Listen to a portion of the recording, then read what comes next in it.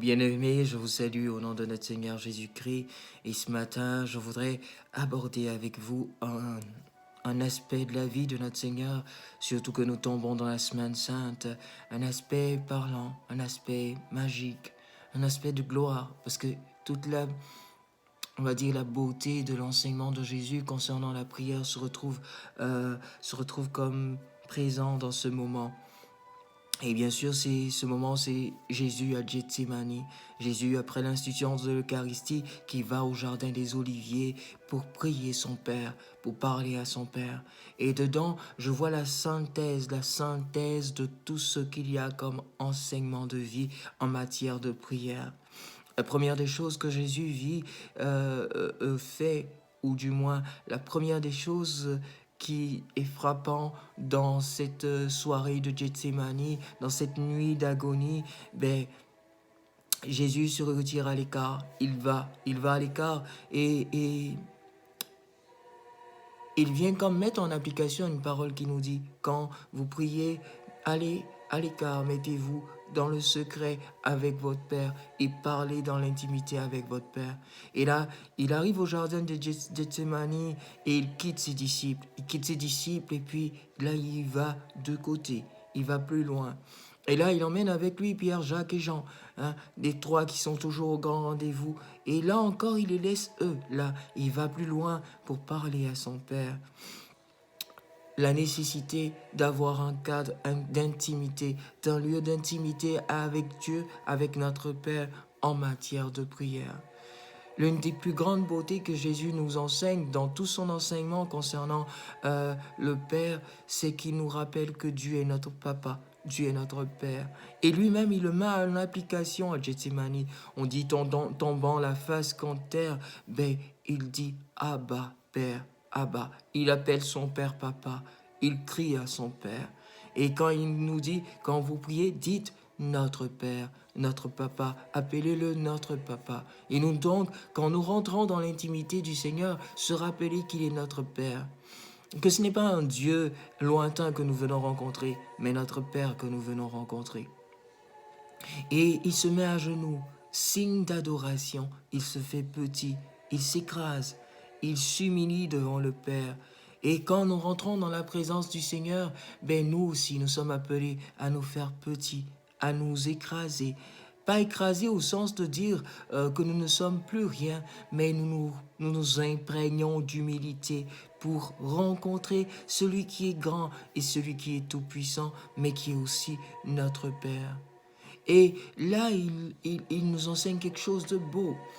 Il voit sa passion, il voit ce qu'il va souffrir, et malgré ce qu'il voit venir, il prononce une parole.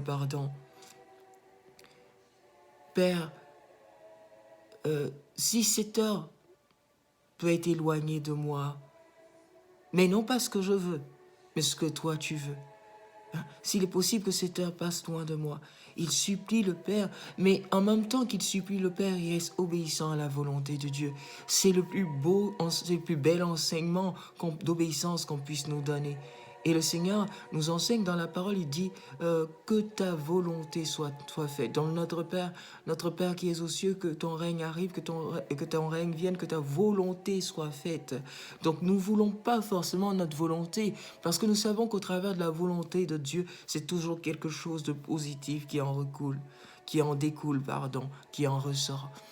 Et voilà que Jésus nous donne le bel exemple, s'il est possible, mais non pas ce que je veux, mais ce que Seigneur, toi, tu veux. Et parce qu'il nous montre comment est-ce que, même quand ça nous paraît compliqué, on doit essayer de demander que la volonté du Seigneur se fasse et non la nôtre. L'autre chose qu'il fait, il nous dit quand vous priez, il nous invite à insister à persévérer dans la prière. On nous dit donc qu'il répétait incessamment les mêmes paroles. Il répétait encore ces mêmes paroles. Père, s'il est possible que cette coupe passe sans que je la boive, que ta volonté soit faite. Ou s'il est possible qu'elle s'éloigne de moi, fais-le, mais non pas ce que je veux, mais ce que toi tu veux. Il répète les mêmes paroles. L'insistance dans la prière. Et on nous dit qu'il revient visiter les disciples à 3 reprises. il a prié au moins 3 heures, ou moins peut-être si vous voulez, mais au moins prendre du temps à la prière, prendre du temps pour parler au Seigneur, se donner du temps pour parler à Dieu. Et Gethsemane, c'est vraiment le temps d'une rencontre entre le Fils qui vient rencontrer son Père, lui soumettre ce qu'il espère. Et nous aussi, quand nous rentrons dans la présence de Dieu, notre Père, nous lui soumettons notre demande. Et pour moi, c'est bien au-delà d'une demande, c'est un cœur à cœur et l'occasion de s'imprégner de force pour aller de l'avant. L'autre chose que Gethsemane nous enseigne, c'est aussi la beauté de l'action du Père. Le Père n'exauce pas le Fils, mais il donne la force au Fils et il envoie un ange venir réconforter le Fils, lui redonner de la force pour aller de l'avant. Quand Dieu ne nous exauce pas, ben, il nous donne la force de continuer. Et c'est merveilleux parce que Gethsemane nous fait comprendre que, comme la parole le dit, si le grain de blé ne tombé en terre ne meurt pas, il reste seul et il ne peut porter de fruits. Euh, euh, Jésus va mourir, mais sa mort ne reste pas stérile, parce que le Père, dans sa sagesse, avait prévu que cette mort soit le passage pour quelque chose de plus beau et de plus glorieux encore, la résurrection, le salut de l'humanité, le rachat des hommes devant Dieu.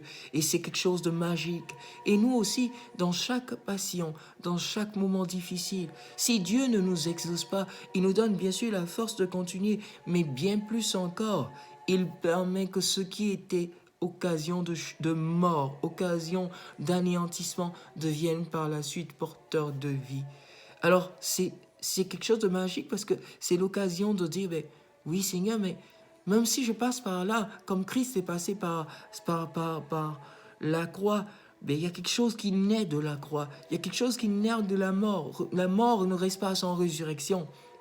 Bien sûr, c'est à toi que je remets mon sort. Et Christ le disait sur la croix, Père, en tes mains je remets mon esprit, en tes mains je remets ma vie, en tes mains je remets tout ce que je suis.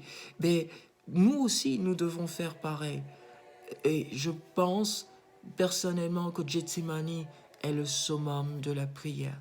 À un moment où nous pouvons nous inspirer dans un moment de rencontre, dans les moments difficiles, dans les moments de peine, dans les moments d'inquiétude. Ben, Christ nous montre le chemin à suivre, chemin de rencontre avec Dieu, chemin d'intimité avec Dieu. Je vais m'arrêter là et puis on va essayer ensemble de mettre en pratique ce que Christ a enseigné et nous allons laisser notre âme nous incliner devant le Seigneur en petitesse et reconnaître qu'il est Seigneur, qu'il est puissant et que nous venons comme de petits enfants nous faire petits devant lui, nous écraser devant lui. Ô Père, ô toi notre Père, nous bénissons ton nom pour le Fils que tu nous as donné, pour Jésus notre frère qui nous sauve. En Gethsemane, il nous enseigne à t'obéir, malgré tout. Il nous enseigne à te parler. Il nous enseigne à comprendre qu'il faut persévérer. Il nous enseigne aussi que tu ne l'abandonnes pas et que tu le soulages et le réconfortes. Il nous enseigne aussi que tu donnes des forces lorsque nous venons à toi. Et ce matin, nous venons à toi. Et nous venons à toi dans nos fragilités, dans nos imperfections. Ô Seigneur, consolide-nous, ô Père. Nous avons besoin de ta présence dans nos vies. Et cette présence, dans les moments difficiles, nous avons besoin d'elle pour que nous puissions submerger le moment difficile et rentrer dans un moment de liberté, de gloire d'enfants de Dieu. Nous avons besoin de ta présence, nous avons besoin d'elle pour être renouvelés et fortifiés, pour nous tenir fermes devant l'adversité, pour nous tenir fermes devant l'épreuve et la surpasser, la surplanter. Jésus, Père, nous crions à vous, ô Sainte Trinité, Esprit Saint, soyez notre force, soyez notre réconfort, soyez notre soutien, ô Sainte Trinité. Et qu'en ce Triduum pascal 2018, que la gloire se manifeste dans nos vies, Que la lumière de Jésus-Christ ressuscité rayonne et illumine nos vies, nos ténèbres, les ténèbres de nos égoïsmes, les ténèbres de nos rancunes, les ténèbres de nos méchancetés. Que nous mourions au péché pour ressusciter avec Christ, glorieux et renouvelé. Seigneur, béni soit ton nom, maintenant et pour l'éternité. Amen.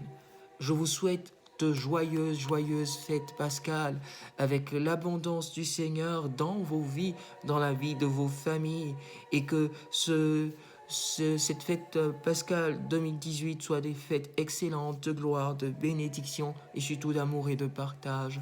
Moi, pour ma part, je vous aime beaucoup. Je vous garde ici dans mon cœur et je demande toujours vos prières. Toujours vos prières. Que Jésus vous garde en santé et en paix. Bonne fête de Pâques à tout le monde. Puis je vous aime fort. À bientôt.